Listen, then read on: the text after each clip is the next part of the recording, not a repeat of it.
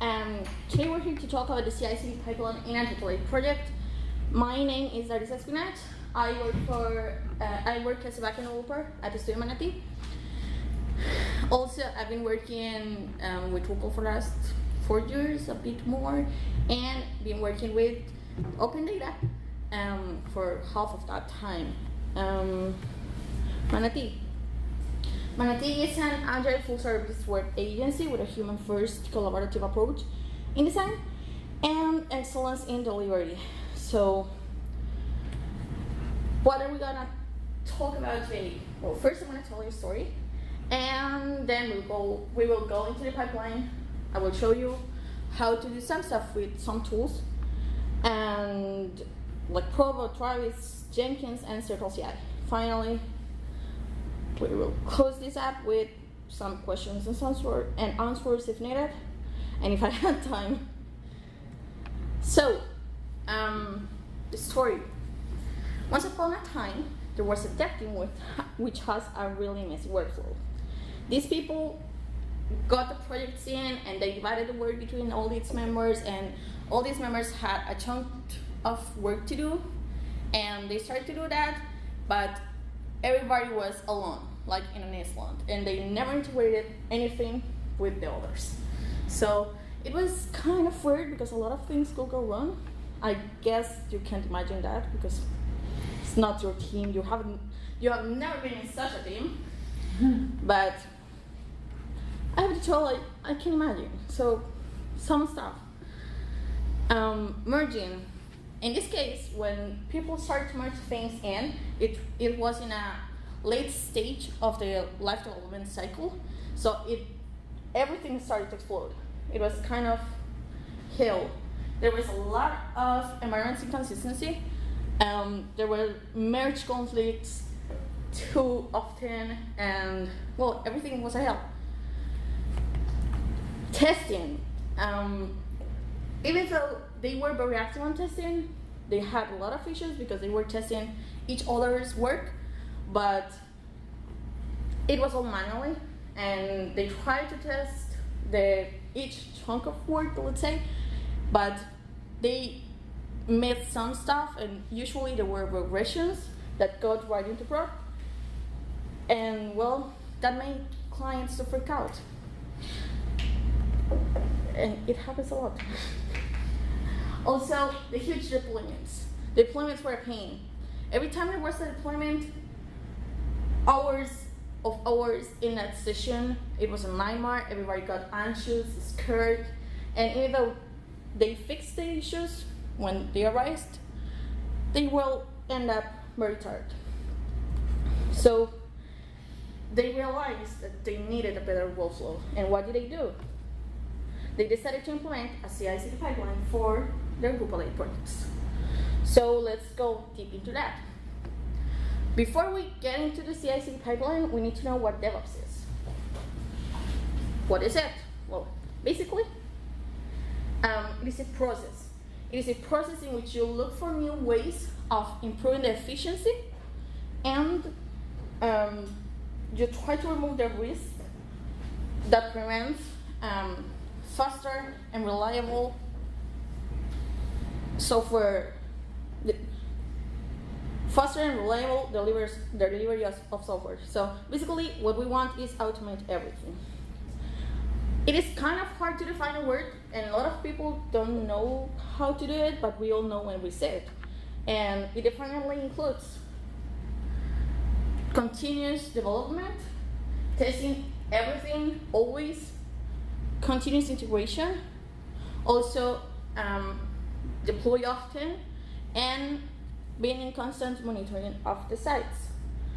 This is all to produce higher quality software and shorter development life cycles.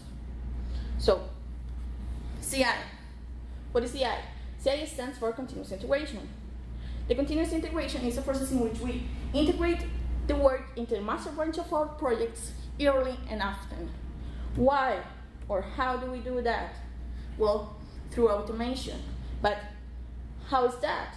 Well, we need to commit daily, and in every commit we trigger a build, and that also generate tests, and those tests will be automated also. So why is this important? Because every time we build the site, we test it, we can see how things are going.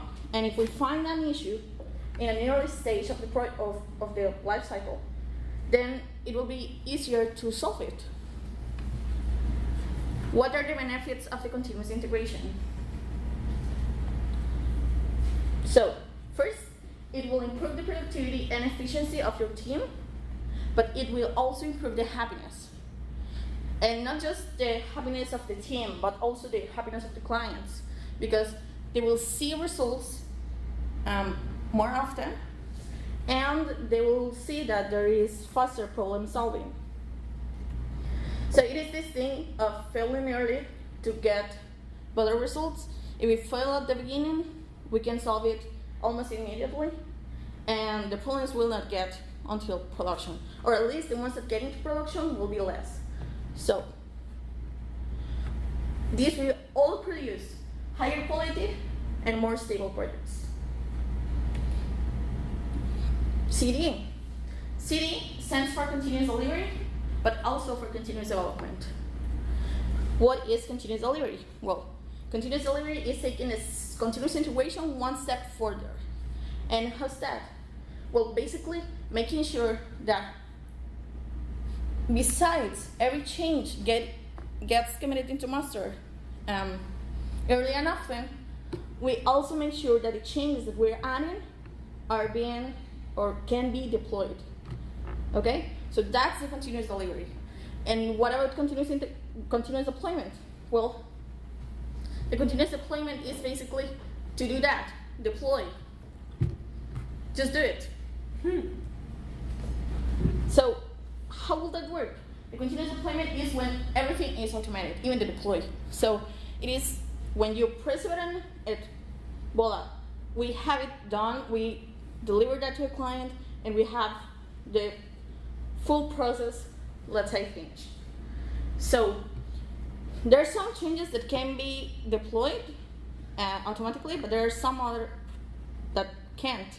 So that's the difference we need to make between continuous delivery and continuous deployment, but we can implement all that in our projects easily. So the CI/CD pipeline, what will be that? Well, the pipeline will be that in which everything that we have, every single element can be automated and deployed for the release. Okay? So it includes putting everything into source control, making sure that every element can be disposable and that it is reproducible, and this will provide high consistency between everything. And also, something really important is that the test should always be run. Okay?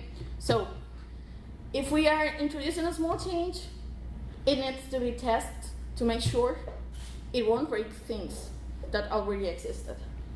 So a good CI/CD pipeline in a Drupal project includes making sure all tests are run, but we can talk about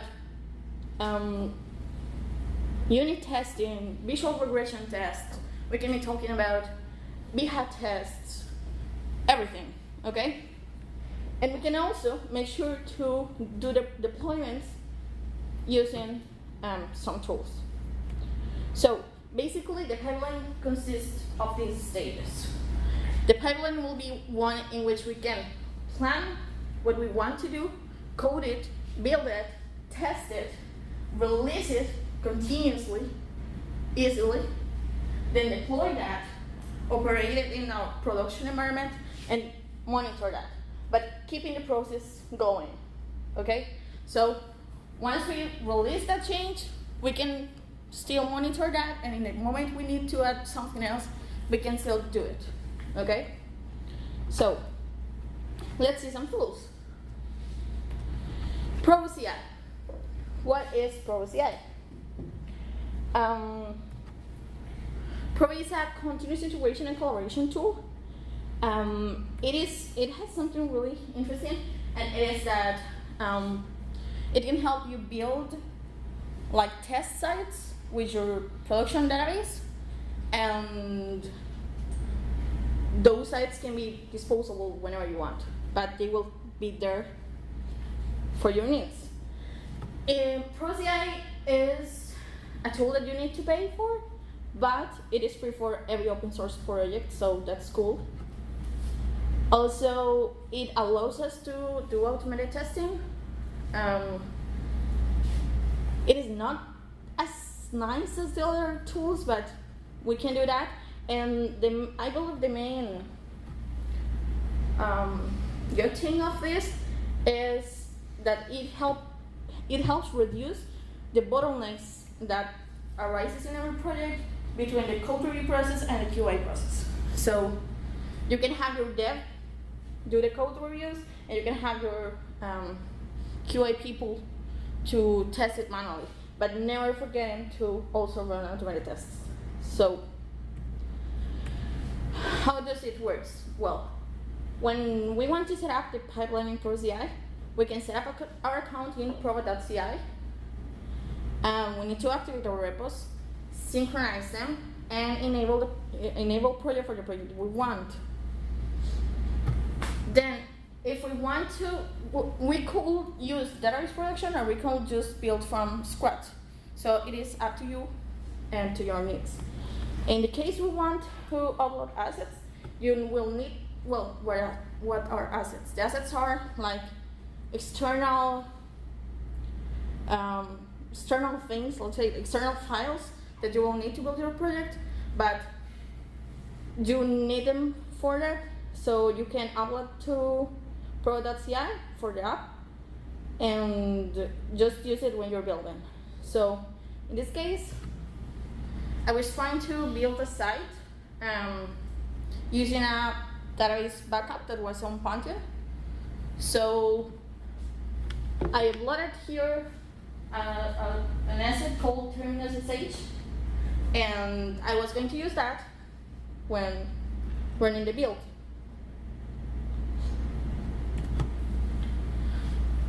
What else do you need besides adding your assets? Well, also, you can upload your assets doing that or using the CLI tool.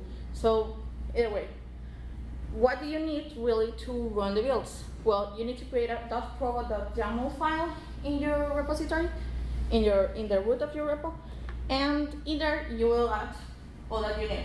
The program file basically has two parts. One, which is the assets, which is where you define all the files that you will use that are external to your repo, but you need to build, and the steps section, in which you will add every command to build the site. In this case, we're just installing terminus, logging in,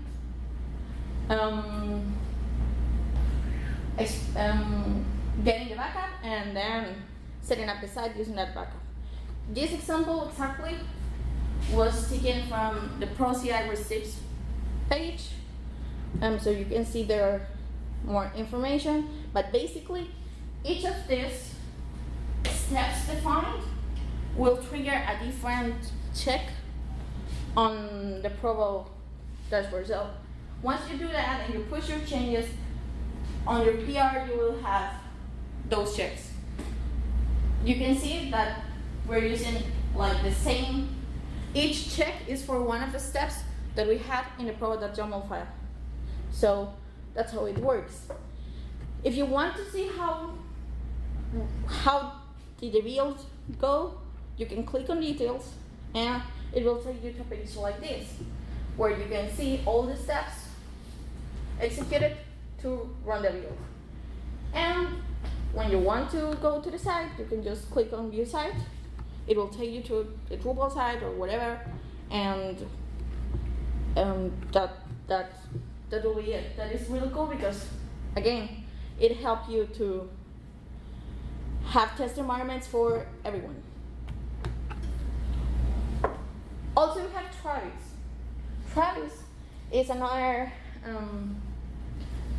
integration or continuous integration tool, and in this case, it is free for open source also, but we do also have CircleCI Enterprise available for you.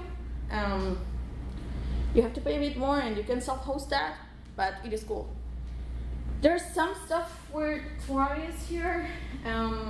There's some concepts that we need to take into account when we're building the pipeline with it. But we can build it completely. I mean, you can have the build step, you can have the test steps, you can have deployment steps, you can have everything you want there, and it will also work. The phases, the main concepts to do that are phase, job, build, and stage. The phases are like small chunks of steps that you need to execute for each of the jobs that you have.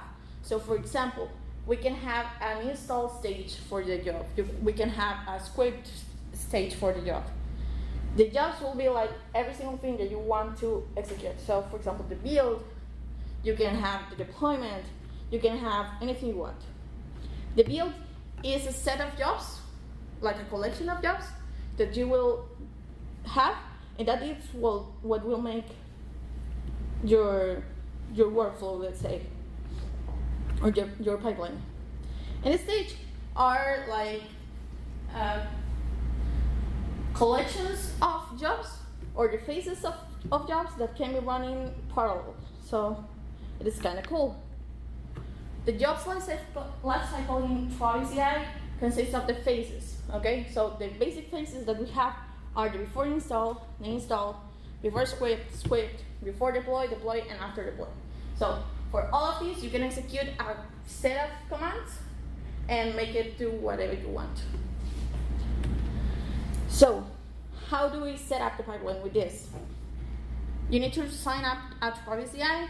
You will need to activate your repo and add that Travis.yaml file to the root of your repo.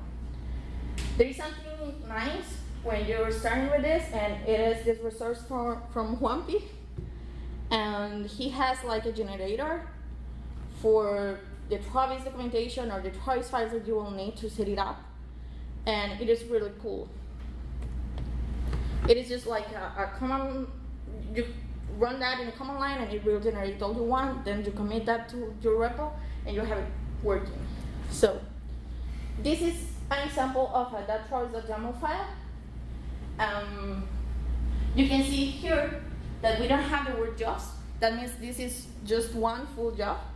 And here, after environment, we have all the stages we have for the project. So in this case, what we're trying to do is just run a job with Probo, and that's it. Basically, once you upload that, you will get the dashboard. The dashboard will look either of these ways. Either if it is failed or if it passed, and it will show up also in your pull request status. Jenkins. Jenkins is like bigger, I guess.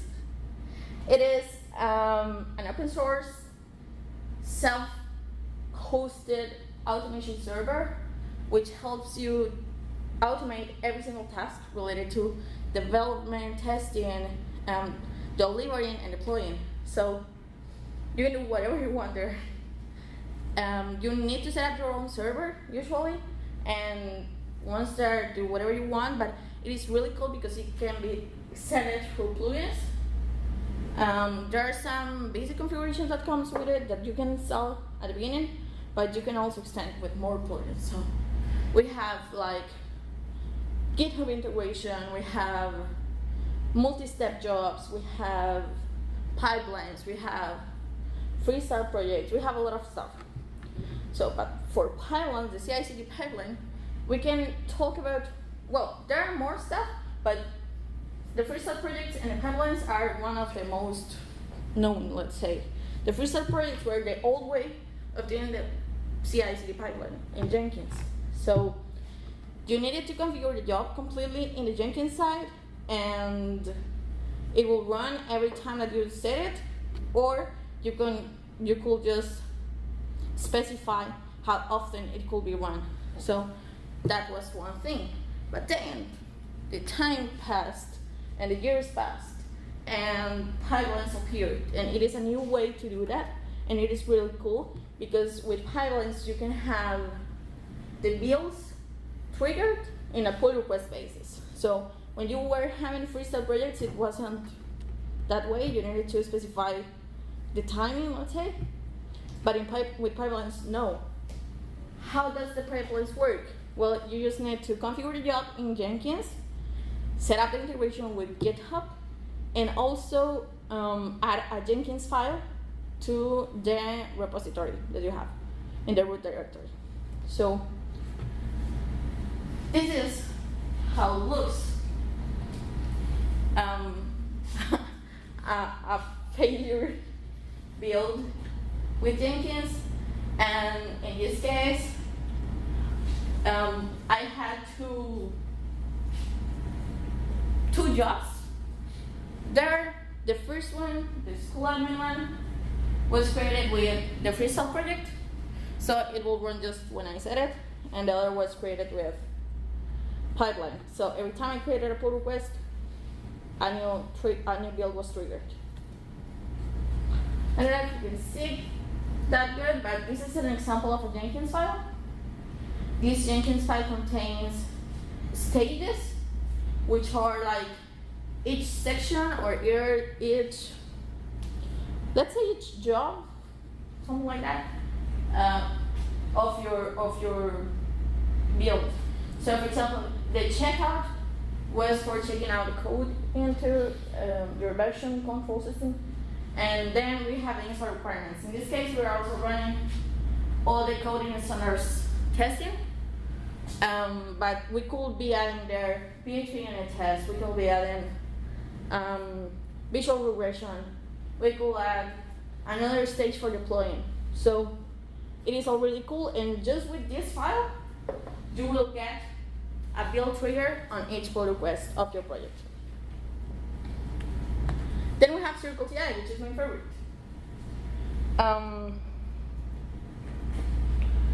So CircleCI, another continuous integration tool. In this case, it gives us for private repos a first container that is free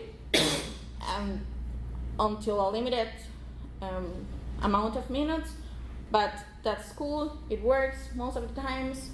Also, it is free for open source projects, and it provides more stuff. So for example, Circle gives them 4 containers, and you can run parallelism there, which is cool. You can also share the secrets of your project with the 4 projects of your open source product, which is also cool. And yeah, basically, I believe. Oh, you can enable per pull request triggers or per pull request builds instead of per commits. So that's nice for open source projects. Basically, for building a pipeline with CircleCI, we have steps, images, jobs, and workflows. The workflows are the things that will let us define like the whole pipeline. We will see one of those soon. The jobs are like each of the stages that you want to run. So for example, we can have the build job, we can have a deploy job, we can have a deploy live job, we can have a testing job, or we could even have the testing steps in the same build job, which is fine. The image will be is really useful when you are building everything with containers. So you just need to define an image there and put the name of the container that you want from Docker Hub. So what do you need to do that? Well, again, you need to sign up with CircleCI and add a file to your project. Basically, it is a directory called .circleci, and inside that, we will have the config YAML file. So, how does that work? Basically, it is like this. It is the CircleCI, the config YAML file will be a file that will contain all the jobs that we want. In this case, I'm putting the example. I'm putting as example the build job, look that we are using Docker images. So on each image we just have like the tag or the name from Docker Hub. Then we specify the working directory, and then we specify the steps. The steps will be like every command. Let's say the sets of commands that we need to run to finish our build successfully. In this case, we're doing a lot of stuff, installing Python, installing Composer, but each of these run stuff will be a set of bash commands that will help you build your set. I believe this went bigger. We can also mess up with the cache there.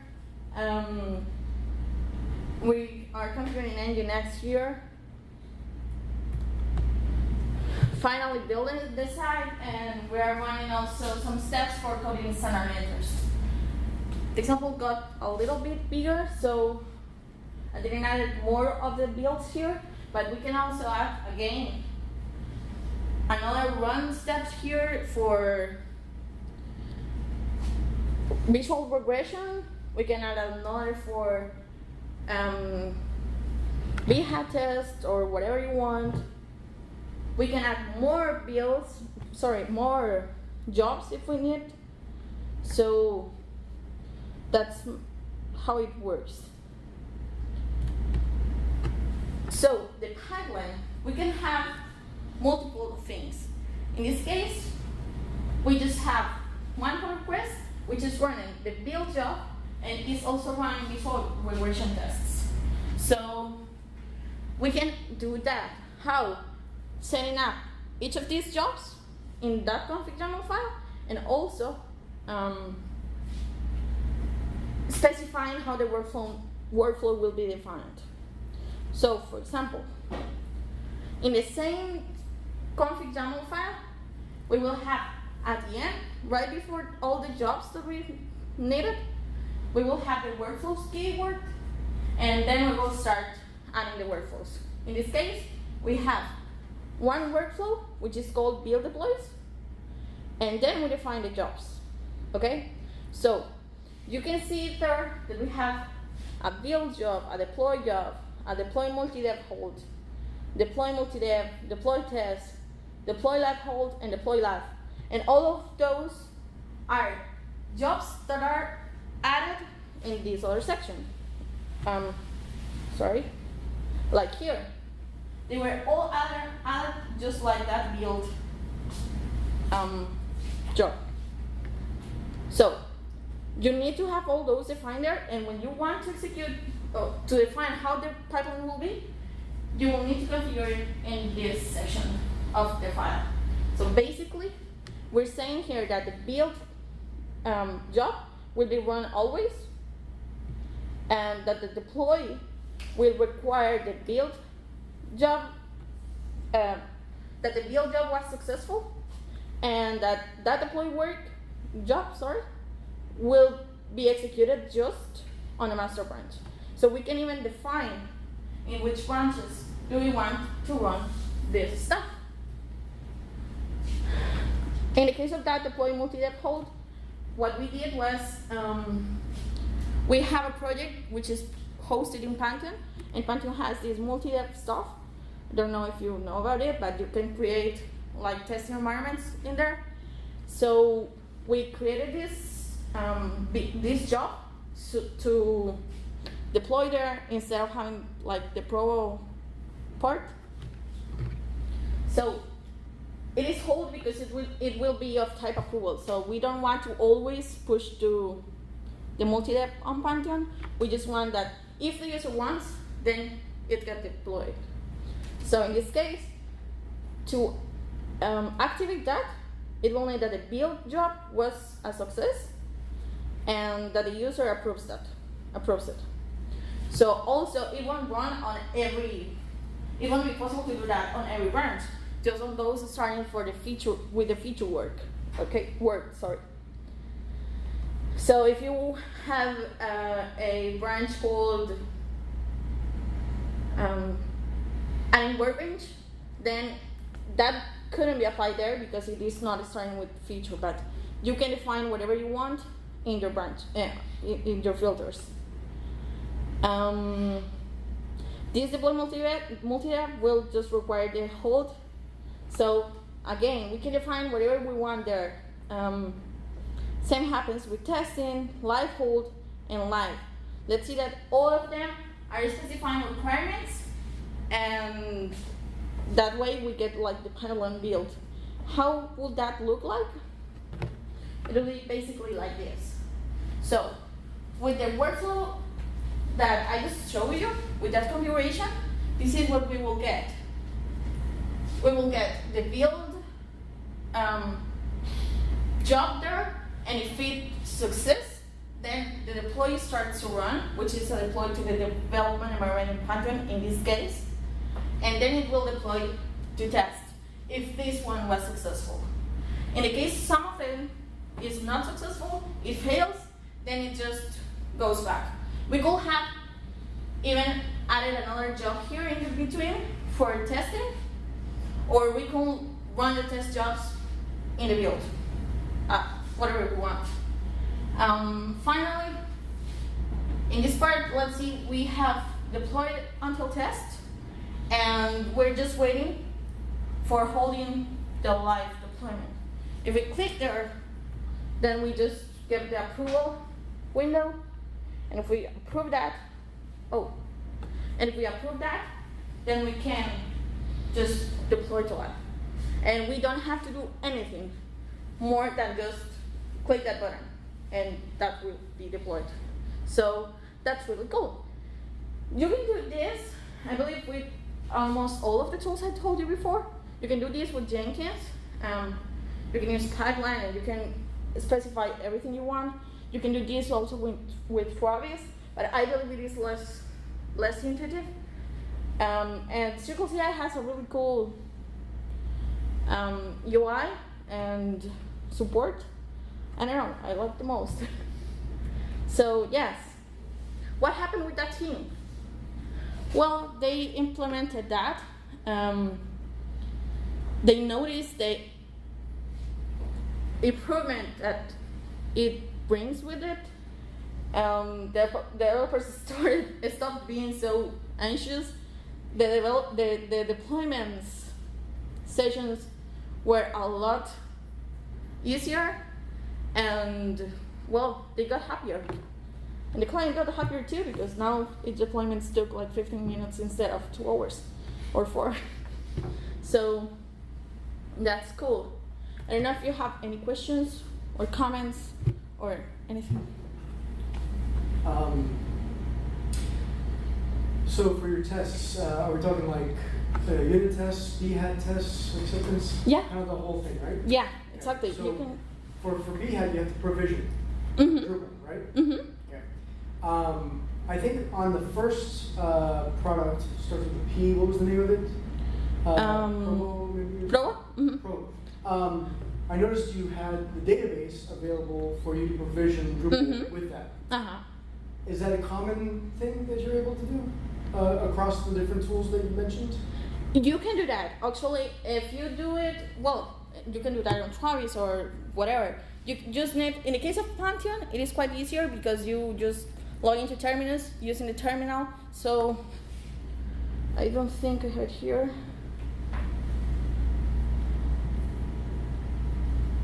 There, I notice you're provisioning it through a, well, I see that you replaced your UUID. Yeah. So I'm guessing you're doing a clean install profile. Yes, in this case I'm doing a clean install, but we can download the database from whatever we have it and just import it. Yeah, okay. So that's cool. So that's the one I ended up going with myself for provisioning. And I felt that it cleaned up my having the knowledge that I don't have production content data on my test instance meant that I had to think more carefully through the tests that I wrote. And to me, made it cleaner tests, made for cleaner tests because I'm not relying on production. On production data, yeah. Actually, that's true. it is, well, I don't know. I really like to be able to do that, like doing a clean install there, because as you said, it is like cleaner tests and we're not relying on anything from production and anything that can change. For us, happened once that we had a project in which there were some tests for what was on the menu on the homepage, and there was a typo. People changed that, and then all the tests started failing, and we freaked out. And actually, it was just like they changed that in production, and the test was still with other data. So it is a pain, but you can still do that if you have like cleaner tests, let's say. Also, in other projects that we work on, what we did was creating like the backgrounds needed, and now with Drupal 8, I think we have like default content, so we can try to use that if you need to have some data in there. What do you mean? You have default content deployed, I guess. So you can like have default content in your code base and enable a module with that just for testing. Okay. And then you test based on that. That could work. So you're doing mock data? Yeah, exactly. That could work. CircleCI, of the ones you showed, seems the most similar to GitLab CI. Yeah, I like GitLab, but it gave us a lot of projects a lot of problems in one project, so I try to avoid it. I noticed that GitLab is now, the CI tools from GitLab are available for GitHub, but I don't know, I still don't like it so much, because at the end it is just a clone of the GitHub project into GitLab, and at the end you will have both. So not sure, but the CI tools are really cool. Mm-hmm. I personally I prefer CircleCI, but yeah, it is really cool. So I don't know if you have any other question or comment. No? Thank you so much.